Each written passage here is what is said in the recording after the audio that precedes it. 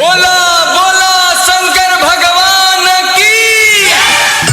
आई भैया, हम आप सबके छोट भाई भोजपुरी गायक रामबली रउआ सबन के बीच एगो सावन कैसे प्रस्तुत करतनी,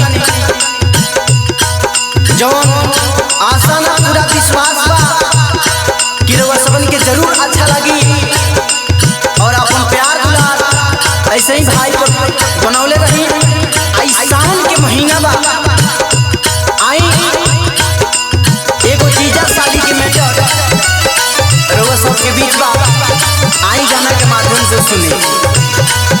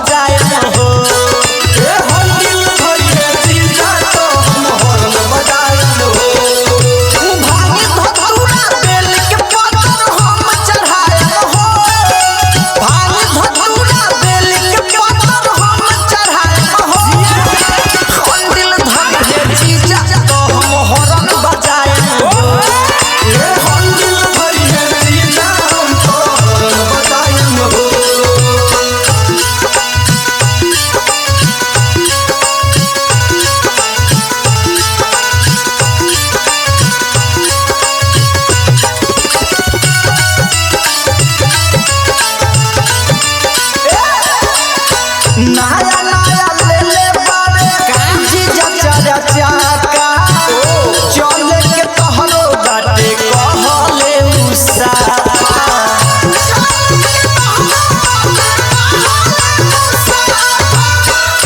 सावन के मांजा तनी चल के उठाली हमरो लखले बारे सीट एगो खाली।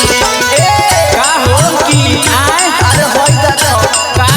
एगो सीटो खाली मिलल बा, ऊ के देवघर धाम के पेड़ा जीजा हाथे खाएम हो, देवघर धाम के पेड़ा जीजा हाथे खाएम हो, हंडिल धर हे जीजा तो हम हॉर्न बजाएम हो, ए हंडिल धर हे जीजा हम तो हॉर्न बजाएम हो।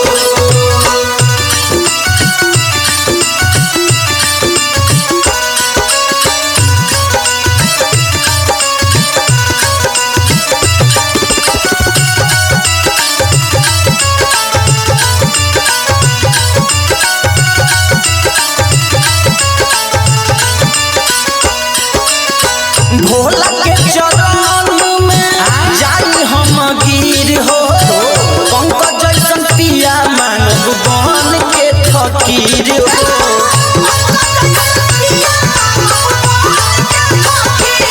हरी हरी चूड़ी जीजा जीहे हम कीन के बोलू राम बली सबर कहनी बड़ दिन से। ए सनी शिव